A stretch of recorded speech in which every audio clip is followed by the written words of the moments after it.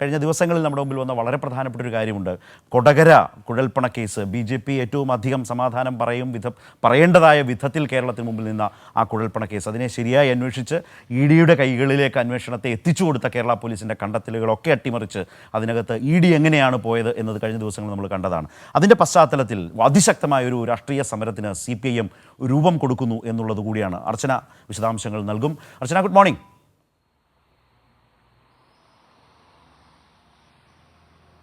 Good morning Sharath. ഒരു വലിയ സമരമാണ് ഇന്ന് കൊച്ചി സാക്ഷ്യം വഹിക്കാൻ പോകുന്നതല്ലേ? EDയുടെ തനിനിറം, രാഷ്ട്രീയ നിറം, മോദി സർക്കാരിന് വേണ്ടി ED എന്ന കേന്ദ്ര ഏജൻസി എങ്ങനെയാണ് BJP നേതാക്കൾ പ്രതിക്കൂട്ടിലാകുന്ന കുഴൽപ്പണ കേസ് വന്നാൽ, അല്ലെങ്കിൽ ശക്തമായ ആരോപണം BJP നേതാക്കൾ നേരിടുന്ന കേസ് വന്നാൽ ED എങ്ങനെയാണ് ആ കേസിൽ ഒരു നിലപാട് സ്വീകരിക്കുക, എങ്ങനെയാണ് ആ കേസിനെ വല്ലാതെ അട്ടിമറിക്കുക എന്നതൊക്കെയുള്ള വലിയ ചർച്ച നാട്ടിൽ നടക്കുമ്പോൾ ആ പശ്ചാത്തലത്തിലാണോ ഇന്നത്തെ ഈ സമരം? അതിൻ്റെ വിശദാംശങ്ങളിലേക്ക് നമ്മൾ പോയാൽ എങ്ങനെയാവും?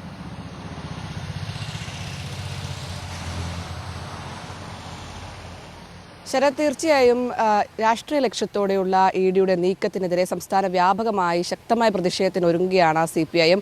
അതിൻ്റെ മുന്നോടിയായാണ് ഇന്ന് കൊച്ചിയിലെ ED ആസ്ഥാനത്തേക്ക് പ്രതിഷേധ മാർച്ച് CPIM സംഘടിപ്പിക്കുന്നത്.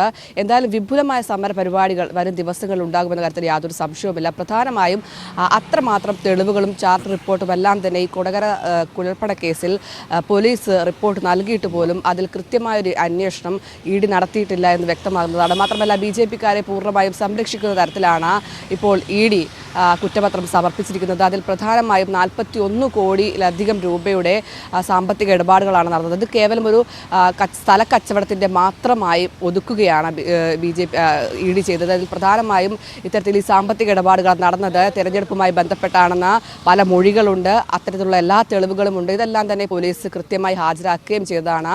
എവിടെ നിന്നൊക്കെ പണം കൈമാറി, ബാംഗ്ലൂരിലെ BJP കേന്ദ്രത്തിൽ നിന്ന് പണം എത്തിയെന്നടക്കമുള്ള കൃത്യമായ വിവരങ്ങൾ ഈ പോലീസിൻ്റെ റിപ്പോർട്ടിലുണ്ട്. ഇത്തരത്തിൽ തെളിവ് സഹിതം എവിടെ നിന്നൊക്കെയാണ്, ഏതൊക്കെ ജില്ലകളിലാണ് ഇത്തരത്തിൽ പണം കൈമാറിയതടക്കമുള്ള കാര്യങ്ങളടക്കം ഇത്തരത്തിൽ ഈ റിപ്പോർട്ടിലുണ്ടായിരുന്നു. ഇതിനെല്ലാം തന്നെ തള്ളിക്കൊണ്ടാണ് ഇത്തരത്തിൽ ED ഈ കൊടകര കുഴൽപ്പണ കേസിൽ കുറ്റപത്രം സമർപ്പിച്ചിരിക്കുന്നത്. എന്താണ് അതിൽ ഏറ്റവും പ്രധാനപ്പെട്ടത്? അതിൽ ഒറ്റ ലക്ഷ്യമേ ഉള്ളൂ, ഈ BJP നേതാക്കളെ സംരക്ഷിക്കുക എന്ന് തന്നെയാണ്. മാത്രമല്ല ഈ സുരേന്ദ്രൻ്റെ അടക്കം പേരുകൾ ഇതിലുണ്ടായിരുന്നു. സൂരജ് എന്ന ആൾ മൊഴി അടക്കം നൽകിയിരുന്നു.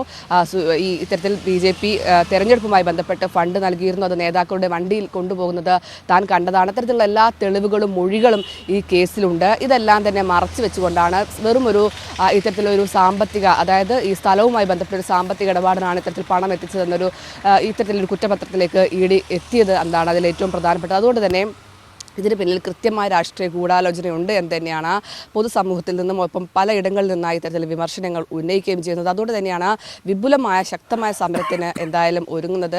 മാത്രമല്ല സുരേന്ദ്രൻ്റെ അടക്കം പേരുകൾ പ്രധാനമായും ഉന്നയിച്ചൊരു കേസ് കൂടിയാണ്. അതിൽ ഈ തരൂർ സതീഷ് അടക്കമുള്ള ആളുകൾ ഇത്തരത്തിൽ മൊഴി നൽകിയിട്ടുണ്ട്. ഇത്തരത്തിലുള്ള മൊഴികൾ തരൂർ പറഞ്ഞത്, സതീഷ് പറഞ്ഞത് തൻ്റെ മൊഴിയൊന്നും ഇത്തരത്തിൽ ED രേഖപ്പെടുത്തിയിട്ടില്ല എന്നാണ്. അത്തരത്തിൽ ഈ അതായത് പ്രധാനപ്പെട്ട മൊഴികൾ, സൂരജിൻ്റെ അടക്കം മൊഴികൾ ഉണ്ടായിട്ട് പോലും അതൊന്നും കൃത്യമായി ED കണ്ടിട്ടില്ല, അതൊന്നും ഈ റിപ്പോർട്ട് കുറ്റപത്രത്തിൽ വന്നിട്ടില്ല എന്നതാണ് ഏറ്റവും പ്രധാനപ്പെട്ടത്. മാത്രമല്ല ഈ തെരഞ്ഞെടുപ്പിനായി കോന്നിയിലടക്കം ഇത്തരത്തിൽ ഈ ഫണ്ട് ഉപയോഗിച്ച് പഞ്ചായത്ത് അംഗങ്ങൾക്കടക്കം ഈ 15,000 രൂപ അടക്കം കൈമാറിയിട്ടുണ്ട്. അതടക്കമുള്ള വിവരങ്ങളെല്ലാം തന്നെ ഈ ചാർട്ടിലും അതുപോലെ ഈ റിപ്പോർട്ടിലും എല്ലാം ഉണ്ടായിരുന്നു. ഏതൊക്കെ ജില്ലകളിൽ, 9ഓളം ജില്ലകളിലാണ് ഇത്തരത്തിൽ പണം ഇത്തരത്തിൽ കൈമാറിയെന്നടക്കമുള്ള വിവരങ്ങളെല്ലാം തന്നെ ഈ റിപ്പോർട്ടിലുണ്ടായിരുന്നു. ഇതെല്ലാം തന്നെ ഖണ്ഡിച്ചുകൊണ്ടാണ് ഇപ്പോൾ ED കുറ്റപത്രം സമർപ്പിച്ചിരിക്കുന്നത്. ഇതിനെതിരെയാണ് വലിയ രീതിയിൽ ഒരു വിമർശനം ഇപ്പോൾ EDക്കെതിരെ ഉയർന്നു വരുന്നത്. ഇത്തരത്തിൽ ഏത് കേസ് BJPക്ക് എതിരായി വരുമ്പോഴും അതെല്ലാം തന്നെ മറച്ചു വെച്ച്, അതിൻ്റെ വസ്തുതകളെല്ലാം തന്നെ മറച്ചു വെച്ചാണ് ED ഇത്തരത്തിൽ അന്വേഷണവുമായി മുന്നോട്ട് പോകുന്നതെന്ന് ഓരോ കേസിലും വ്യക്തമാണ്. അതിലേറ്റവും ഒടുവിലാണ് ഇപ്പോൾ കൊടകര കുഴൽപ്പണ കേസുമായി ബന്ധപ്പെട്ട് വരുന്ന വിവരങ്ങൾ. എന്തായാലും അതിശക്തമായ സമരത്തിന് തന്നെയാണ് CPIM ഒരുങ്ങുന്നത്. ഇതിൻ്റെ ആദ്യപടി എന്നോണമാണ് ഇന്ന് കൊച്ചി എൻഫോഴ്സ്മെൻറ്റ് ഓഫീസിലേക്ക് പ്രതിഷേധ മാർച്ച് നടത്തുന്നത്. വിജയരാഘവൻ ഇന്ന് പ്രതിഷേധ മാർച്ച് ഉദ്ഘാടനം ചെയ്യും. വരും ദിവസങ്ങളിലും ഇത്തരത്തിൽ ഈ ED നീക്കത്തിനെതിരെ വലിയ രീതിയിലുള്ള പ്രക്ഷോഭ പരിപാടികളുമായി മുന്നോട്ട് പോകാൻ തന്നെയാണ് CPIMൻ്റെ പദ്ധതി. ശരി, ഇപ്പോൾ അർച്ചന സൂചിപ്പിച്ച വളരെ പ്രധാനപ്പെട്ട കാര്യം, ED അഥവാ എൻഫോഴ്സ്മെൻറ്റ് ഡയറക്ടറേറ്റ് കേന്ദ്ര അന്വേഷണ ഏജൻസി ഏതായാലും ഈ കൊടകരയിലേത് അത് കള്ളപ്പണമല്ല കുഴൽപ്പണമല്ല എന്ന് പറയാൻ ഏജൻസിക്ക് കഴിയില്ല. പക്ഷേ അത് കുഴൽപ്പണമാണ് കള്ളപ്പണമാണ് എന്ന് പറഞ്ഞുകൊണ്ട് തന്നെ അത് ഭൂമി ഇടപാടിന് വേണ്ടി കൊണ്ടുവന്നതാണ് എന്ന് പറഞ്ഞുകൊണ്ട് BJP നേതാക്കളെ സംരക്ഷിക്കും വിധത്തിലേക്ക് അതിനകത്തൊരു നിലപാട് സ്വീകരിക്കുകയായിരുന്നു.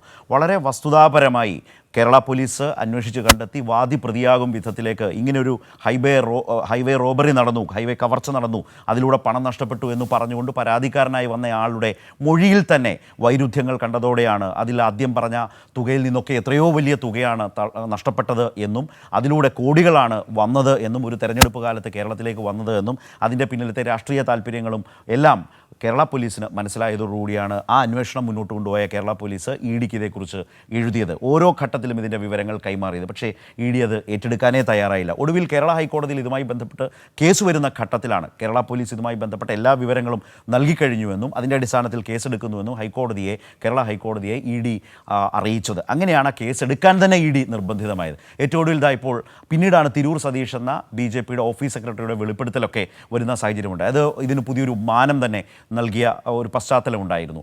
സതീഷിൻ്റെ മൊഴിയെടുക്കുന്ന നിലയുണ്ടായി. അയാൾ ഇതുമായി ബന്ധപ്പെട്ട പല കാര്യങ്ങളും BJP ഓഫീസിൽ ചാക്കിൽ കെട്ടുകണക്കിന് പണം വന്നതും അതുമായി ബന്ധപ്പെട്ട് കൊണ്ടുപോയതും ഒക്കെ പറയുന്ന നില നമ്മൾ കണ്ടതാണ്. പക്ഷേ അതെല്ലാം വന്നിട്ടും ഇത് ഭൂമി ഇടപാടിന് വന്ന കള്ളപ്പണമാണ്. അങ്ങനെ വന്ന പണം ഒരു സാക്ഷി തന്നെ ഉണ്ടാകുന്നു. ഓഫീസിൽ ഒരു പാർട്ടി ഓഫീസിൽ BJP ഓഫീസിൽ തന്നെ പണം എത്തി എന്ന നിലയിൽ വന്ന മൊഴികളൊക്കെ ഉണ്ടായിട്ടും അതിനെല്ലാം പാടെ അവഗണിച്ചുകൊണ്ട് അട്ടിമറിച്ചുകൊണ്ട് അതിനെ ഇങ്ങനെയൊരു ഭാഷ്യം ചമയ്ക്കാനാണ് ED ശ്രമിച്ചത്. പക്ഷേ അത് ആ നിലയിൽ രാഷ്ട്രീയമായി വകവെച്ചു കൊടുക്കില്ല. രാജ്യത്തെ ജനങ്ങളോട് നാട്ടിലെ ജനങ്ങളോട് ശക്തമായി ഇക്കാര്യങ്ങൾ വിശദീകരിക്കും എന്നാണ് CPIM ഇക്കാര്യത്തിൽ വ്യക്തമാക്കുന്നത്. അതിൻ്റെ ഭാഗമായ അതിശക്തമായൊരു സമരമാണ് ഇന്നിപ്പോൾ കൊച്ചിയിൽ കാണാൻ പോകുന്നത്.